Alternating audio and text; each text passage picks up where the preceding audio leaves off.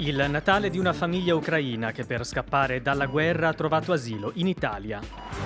La Croazia dal 1 gennaio entra a far parte dei sistemi Schengen ed Euro. La guerra in Ucraina e la crisi energetica spingono la Polonia in una spirale inflattiva. 30 anni fa la scissione pacifica e concordata tra slovacchi e cechi. Novi Sad, città serba capitale europea della cultura, festeggerà 2 Natali nel segno della tolleranza religiosa.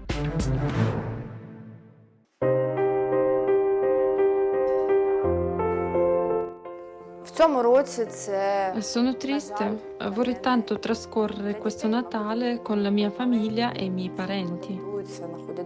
Per Olga e i suoi 2 bambini è il primo Natale lontano da casa, lontano dal loro paese, l'Ucraina, dal marito, dai genitori, da tutti gli altri familiari e dagli amici. Sono fuggiti da Kharkiv pochi giorni dopo l'inizio del conflitto. Da marzo scorso vivono a Bari. I primi mesi sono stati ospitati da Milena, una signora barese. Ora sono in affitto in questo appartamento non lontano dal centro della città. Quando la Russia ci ha invaso abbiamo vissuto giorni terribili, racconta Olga, 36 anni, originaria del Donbass, la regione dell'Ucraina orientale annessa unilateralmente dai russi dopo il referendum dello scorso settembre. C'era distruzione ovunque, dice, il nostro vicino di casa è morto, siamo stati 5 giorni nei bunker. Com'era la tua vita in Ucraina prima della guerra? La vita era felice, sono sposata da 11 anni, abbiamo 2 bambini, adoro il mio lavoro, sono una pasticcera, avevamo tanti amici, la vita andava alla grande.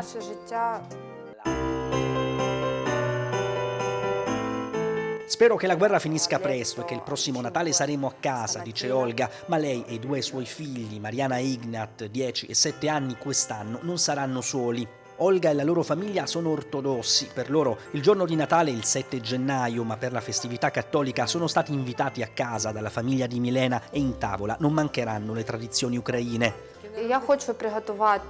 Preparerò una torta speciale e poi la kutya, il piatto tipico di Natale fatto con papaveri, uva, passa e miele. Da noi la cena di Natale inizia con un cucchiaino di questo dolce.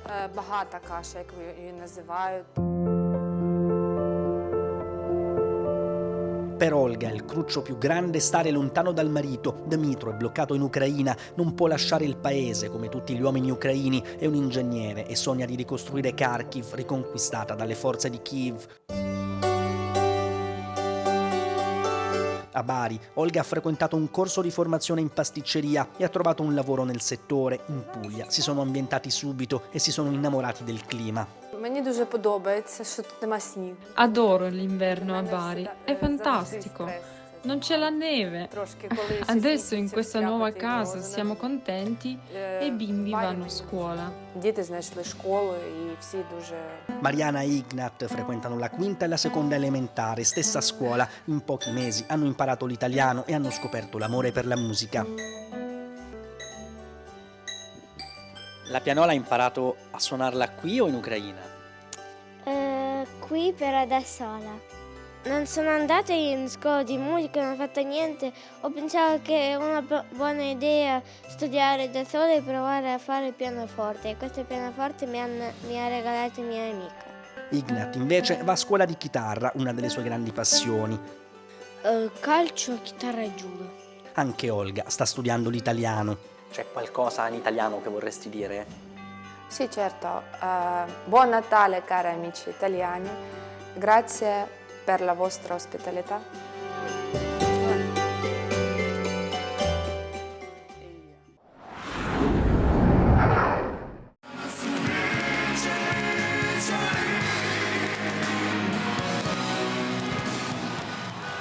Un trionfo, centinaia di migliaia di persone ad applaudire Luka Modric e compagni nel tragitto dall'aeroporto fino al centro di Zagabria. Una felicità collettiva, contagiosa e benaugurante, un successo sportivo, il terzo posto della Croazia ai mondiali di calcio, che ha prodotto orgoglio e serenità in una nazione di 4 milioni di abitanti.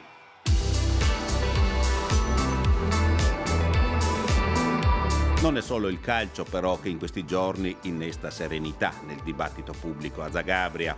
La Croazia il 1 gennaio farà 2 passi fondamentali nel suo cammino europeo. Il paese adotterà l'euro ed entrerà anche nel sistema Schengen con la cancellazione dei controlli lungo la frontiera con la Slovenia e l'Ungheria. L'onorevole Furio Radin rappresenta la comunità italiana nel Sabor, il Parlamento croato, di cui è anche vicepresidente. L'introduzione dell'euro è importante, però i presupposti c'erano tutti già prima, altrimenti non saremmo neanche entrati, e c'erano da anni. E non tutti sono naturalmente contenti del fatto che abbandoniamo la cuna, ma per una ragione semplicissima: hanno paura che aumentino i prezzi. Ma in ogni caso penso che aumenteranno gli investimenti anche. Schengen?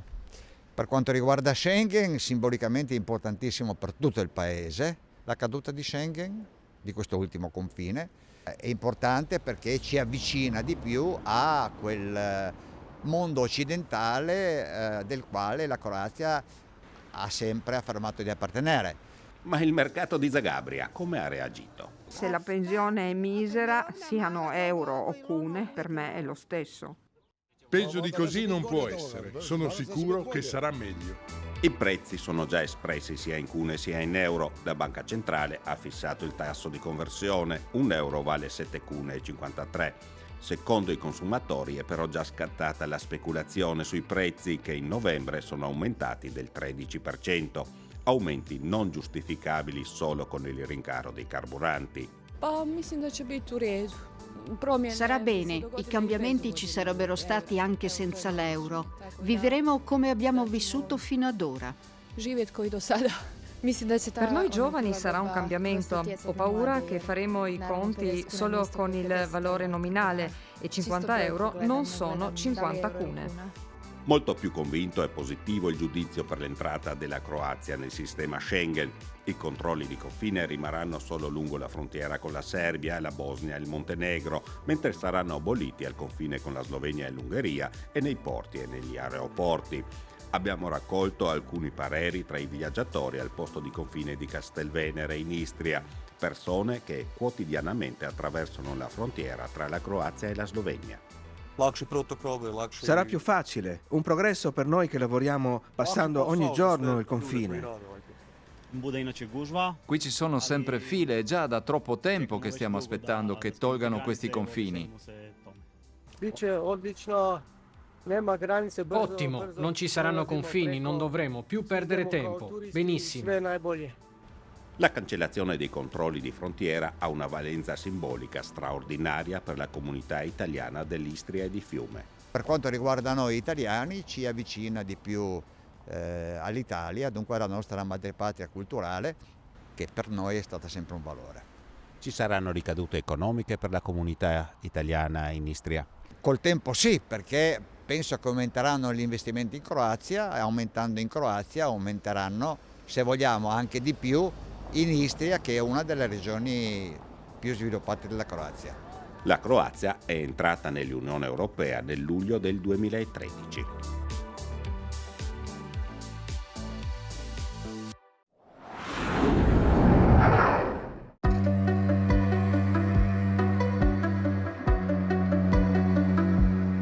Nell'Europa centro-orientale l'inflazione picchia forte, molto più che da noi. La Polonia non fa eccezione. Nel suo picco raggiunto a ottobre la crescita dei prezzi ha sfiorato il 18%. A trainare all'insù il costo della vita sono anche i generi alimentari, che si pagano il 22% in più di un anno fa. Siamo andati in un mercato ortofrutticolo di Varsavia per vedere che aria tira. Meglio che non parli, perché userai solo parolacce. Sì. Le devo dire in polacco o in italiano? Meglio no. Meglio no. È davvero preoccupante. Ogni volta che vado a fare acquisti i prezzi cambiano. Spendo 100 zloty, circa 20 euro, e praticamente non porto a casa nulla. Chi dirige il mercato conferma questa impressione. Io vedo la differenza. Prima la gente comprava chili, oggi a pezzi. Chiedono 3-4 pomodori per evitare gli sprechi. Sono tutti in difficoltà, anche i venditori, che in questa maniera non aumentano i ricavi. La Polonia sta pagando la situazione geopolitica. Secondo alcune previsioni il 2023 potrebbe essere un anno di recessione, seppur leggera, qualcosa che non era accaduto nemmeno durante la crisi mondiale del 2008-2009, tanto si è dimostrata solida l'economia polacca che negli ultimi 20 anni ha triplicato il suo valore. È la prima volta da lungo tempo che gli stipendi non superano l'inflazione. Penso che i cittadini stavolta se ne accorgeranno. C'è un neologismo che dalla scorsa primavera il primo ministro polacco Mateusz Morawiecki ama ripetere: Putinflacja, ovvero l'inflazione di Putin. È stata inventata la parola putinflazione per suggerire che i prezzi alti sono legati alla guerra, cosa che è solo in parte vera, perché ci sono segnali di inflazione che precedono il conflitto. Dobbiamo guardare all'intensità energetica della nostra economia e alla differenza fra politica monetaria e fiscale, perché se da una parte abbiamo tassi di interesse alti, al 7%, dall'altro la politica fiscale non incoraggia le persone a ridurre i consumi.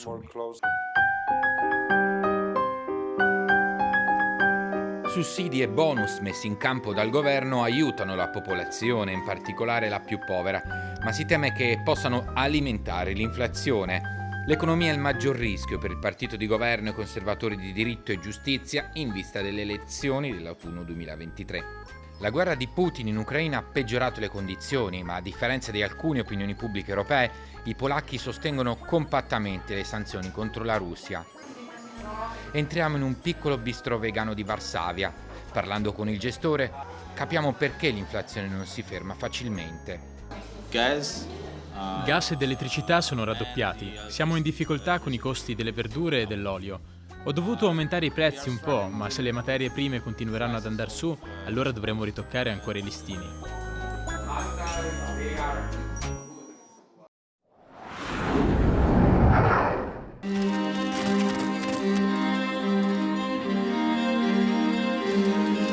Un divorzio di velluto avvenuto senza violenza portò alla fine della Cecoslovacchia unita, sancita ufficialmente il 1 gennaio 1993.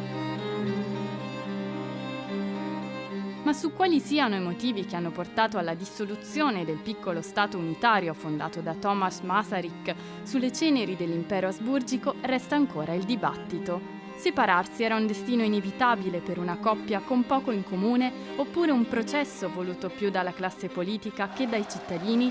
Lo storico Jan Ryklik sostiene che tutto partì dal popolo slovacco. Il motivo è semplice. Ogni popolo che ha raggiunto un certo livello di consapevolezza desidera avere un proprio Stato perché vuole delle prerogative che sono incompatibili con forme diverse da quelle dello Stato-nazione indipendente. È quello che è successo al popolo slovacco, che aveva raggiunto questo livello di consapevolezza. Il giornalista e scrittore Pavel Kosatic, nel suo libro di recente pubblicazione 30 anni dopo, sottolinea invece il ruolo fondamentale della politica. È avvenuto tutto molto in fretta nell'arco di 2 anni. La società era appena uscita dal comunismo e non aveva ancora elite capaci di accompagnare il processo, dunque la secessione è stata fatta senza la volontà del popolo. I nazionalisti erano solo 1/5 della popolazione, ma volevano mostrare di avere un progetto. Non si è tenuto conto delle migliaia di persone morte in nome della Cecoslovacchia, come chi ha combattuto contro il nazismo e contro il comunismo.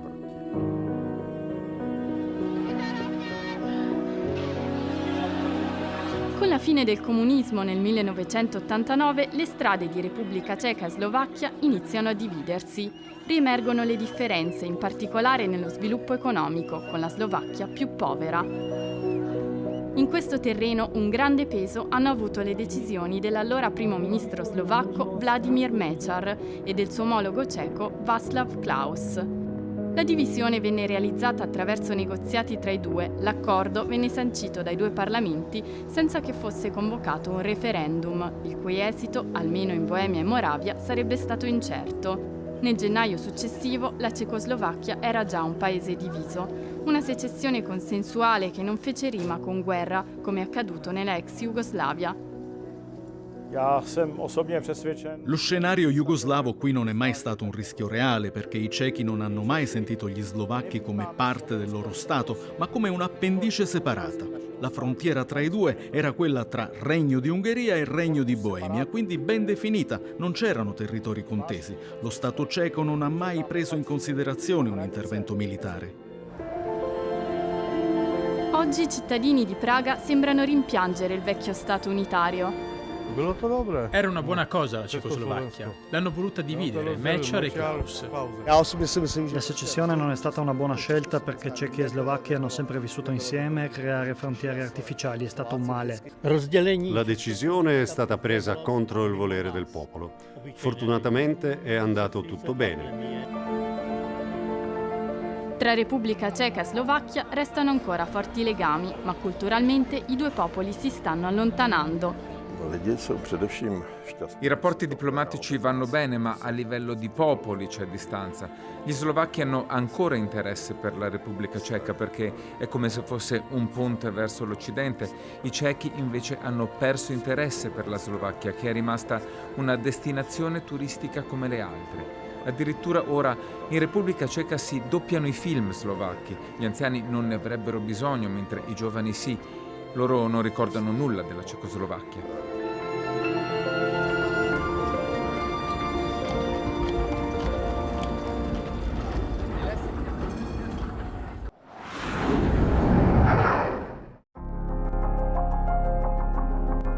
Quello che si sta per chiudere sarà per Novi Sad un 2022 straordinario e non a caso la città sta preparando una festa speciale per chiudere l'anno da capitale europea della cultura. 6.000 eventi organizzati, oltre 4.000 gli artisti che si sono esibiti nel capoluogo della Voivodina, da sempre terra d'incontro tra culture diverse. Del successo delle iniziative ci parla Nemanja Milenković, direttore della fondazione che ha coordinato i lavori. Per Novi Sad si tratta sicuramente dell'anno più importante del nuovo secolo, anche se il traguardo di capitale europea della cultura è stato la conseguenza di un percorso iniziato quando ci candidammo a essere città dei giovani. Accanto a questo c'è poi il festival musicale Exit, che ha guadagnato uno spazio nella scena europea e oggi possiamo anche festeggiare il fatto che la nostra città sia entrata nelle guide turistiche più prestigiose. Se l'anno che si sta chiudendo ha già fatto registrare il record di presenze, molte persone si attendono in questo ultimo scorcio di 2022, quando Novi Sad festeggerà il 31 dicembre la vigilia del Capodanno e poi il 13 gennaio l'inizio del nuovo anno per gli ortodossi. È un progetto al quale teniamo molto e per il quale siamo già stati premiati a Dresda come migliore contest culturale a livello europeo. Il doppio Capodanno dimostra ancora una volta la multiculturalità di Novi Sad, un'eredità che vogliamo continuare a far vivere anche nel futuro. Non a caso la città aveva scelto i suoi ponti bombardati dalla guerra del 1999 come simbolo dello spirito delle sue manifestazioni, quei ponti abbattuti dalle bombe e che però anche la cultura ha ricostruito. Durante le vostre manifestazioni siete stati colti anche voi dalla guerra, questo vi ha portato a modificare i programmi? Fin dal 2016, quando presentammo i nostri programmi, individuammo le migrazioni, la tutela della pace e la costruzione di ponti tra culture diverse come i temi intorno ai quali avremmo lavorato. Per questo non abbiamo cambiato nulla nella nostra programmazione, che anzi ha anticipato dei problemi che si sono riaffacciati in Europa. E cosa accadrà a partire dal 2023 a Novi Sad dopo la chiusura delle manifestazioni? Per immaginare il lascito di questa manifestazione abbiamo lavorato su 3 pilastri. Le persone, prima di tutto. Nell'organizzazione abbiamo formato una squadra di professionisti di livello mondiale con un'età media di 30 anni. Poi gli spazi, perché abbiamo ristrutturato oltre 40.000 metri quadrati che oggi sono a disposizione per altre iniziative. E infine i programmi. Continueremo a essere polo di attrazione con il progetto Il Caleidoscopio delle Culture, che prenderà il via nel 2023. Insomma, abbiamo davvero molti motivi per essere soddisfatti di quel che abbiamo fatto e siamo ottimisti per il futuro della nostra città.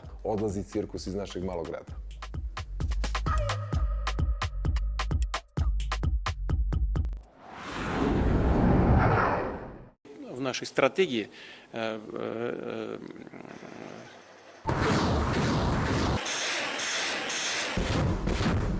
Командування. Центр, південь, схід та захід.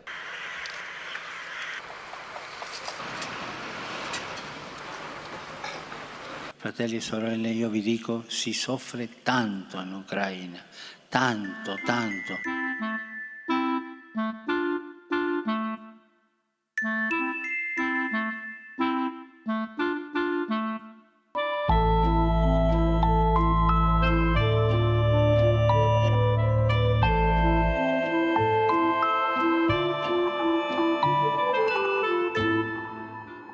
Non dimentichiamo, un Natale sì, in pace col Signore sì, ma con gli ucraini nel cuore.